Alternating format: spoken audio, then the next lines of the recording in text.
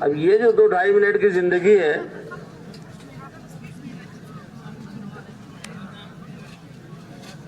یہ زندگی اتنی اہم ہے کہ اس زندگی کا ہر لمحہ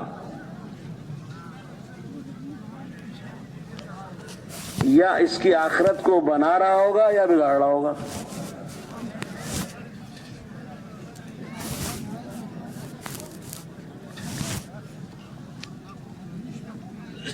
کیونکہ انسان کے عمل، جو بھی عمل اس کے بدن سے ظاہر ہوتا ہے،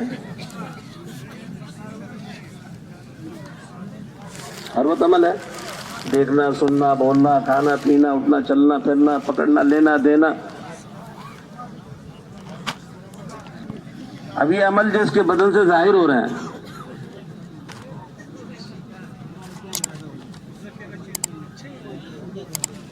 یہ اگر اللہ کے حکم اور نبی کے طریقے کے مطابق ظاہر ہو رہے ہیں تو آخرت بن رہی ہے۔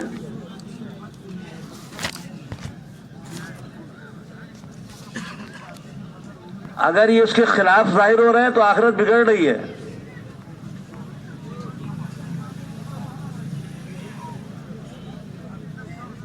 اور آخرت کی ہی کامیابی کو کامیابی کہا گیا، ناکامی کو ناکامی کہا گیا ہے۔ اصل کامیابی آخرت کی ہے۔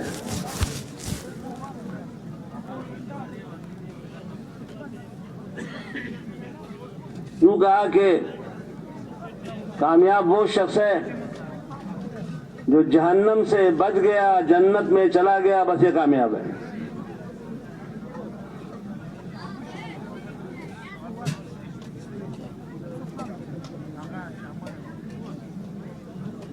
انجام جو ہے، کامیابی کا انجام وہ آخرت میں ہے۔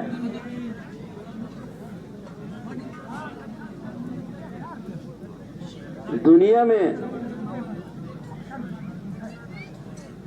اپنی آخرت کو کیسے بنائے،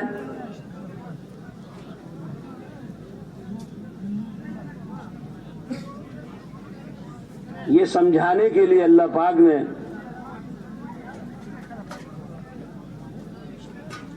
ہر زمانے میں، ہر دور میں، ہر علاقے میں انبیاء علیہ السلام مضبوط فرمائے۔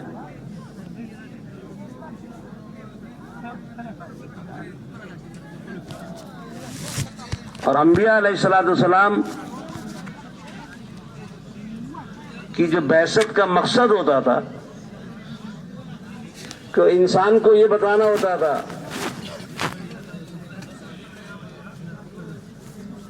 کہ تمہاری خلقیت کا مقصد کیا، دنیا میں بھیجے جانے کا مقصد کیا، محنت کیا،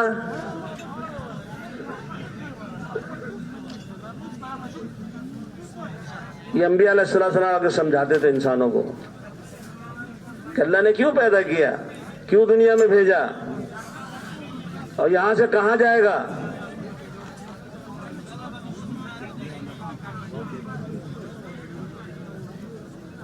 کیونکہ یہ بات تو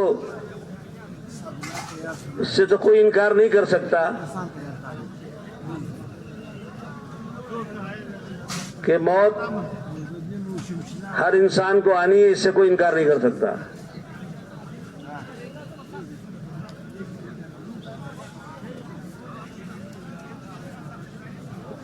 دہریہ ہو، خدا کا انکار کرے، لیکن اس کا انکار دہریہ بھی نہیں کر سکتا کہ موت نہیں آئے گی۔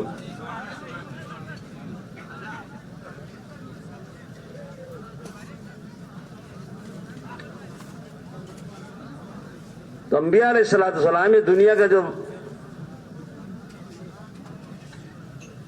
میں جو انسان آیا ہے، اس میں زندگی گزارنے کا طریقہ بتاتے تھے جس سے آخرت بن جائے۔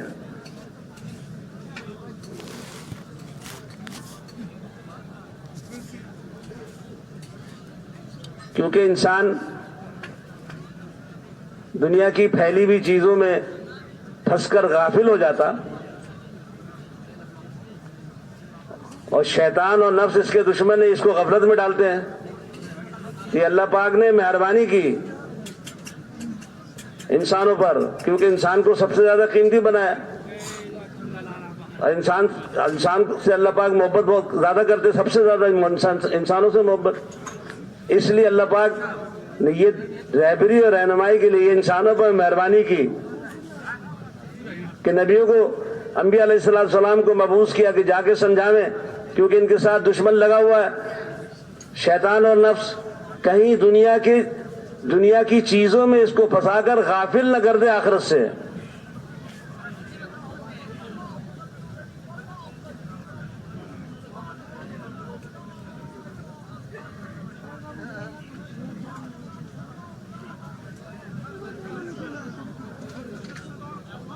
بٹھا دو اس کو.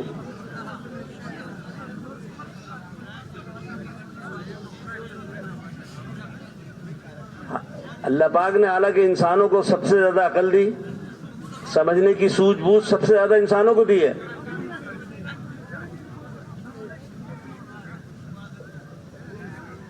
اور امتحان کے لیے دنیا میں بھیجا.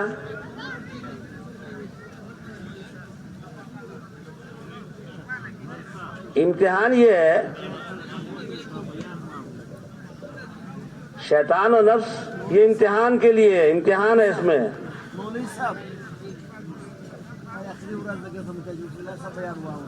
شیطان تو دشمن ہے، اس لیے دشمن ہے کہ اس کی وجہ سے انسان کی وجہ سے شیطان ہوا. اگر انسانوں کو سجدہ کرنے کے لیے اللہ پاک نے کہا تو سجدے کا انکار کیا تو اللہ نے شیطان بنا دیا، مردود کر دیا.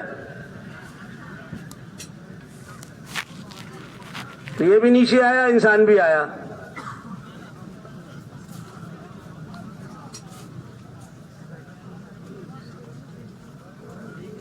تو شیطان کا کام یہ ہے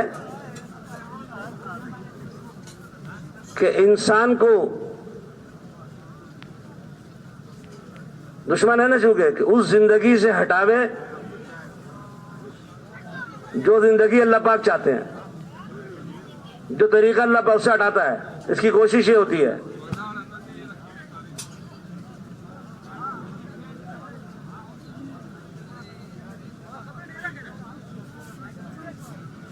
اور اگر انسان محنت صحیح نہ کرے تو اس میں پھنس بھی جاتا ہے.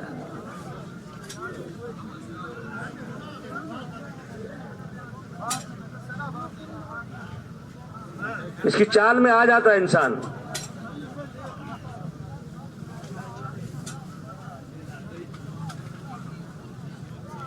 کیونکہ جو کچھ انسان کو نظر آ رہا ہے، جو کچھ انسان کو نظر آ رہا ہے، جہاں تک انسان کی نظر پہنچ سکتی ہے،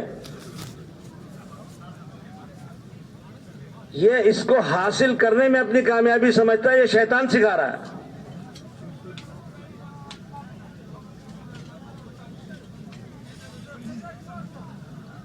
کہ دنیا کی پھیلی ہوئی چیزیں اگر مل جائیں گی تو انسان کامیاب ہے.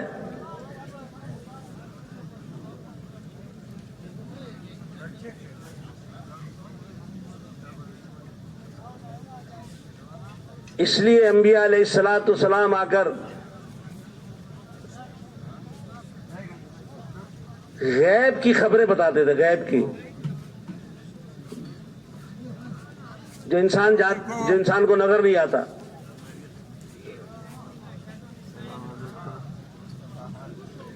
ہر نبی نے آ کر سب سے پہلے، ہر نبی نے آ کر اللہ رب العزت کا تعارف کرایا.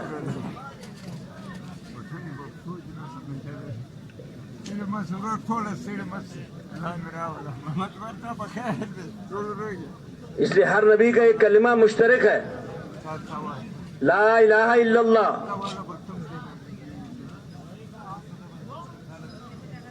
آدم علیہ السلام سے لے کر حضور پاک صلی اللہ علیہ وسلم تک ہر نبی کا کلمہ مشترک.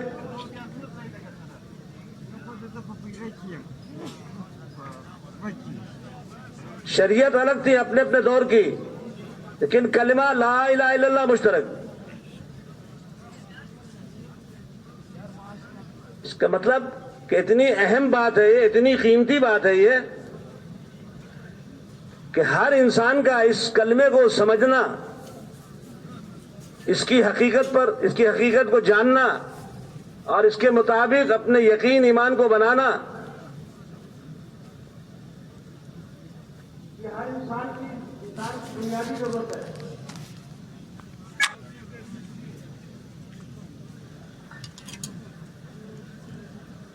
اس لیے لا الہ الا اللہ لا سے انکار کرایا ہے.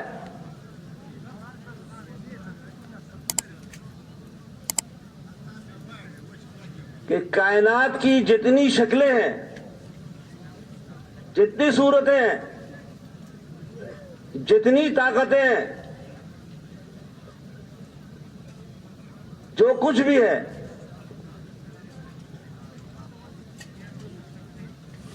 ان سب کا قدرت کے مقابلے میں انکار کرو کہ ان سے کچھ نہیں ہوتا.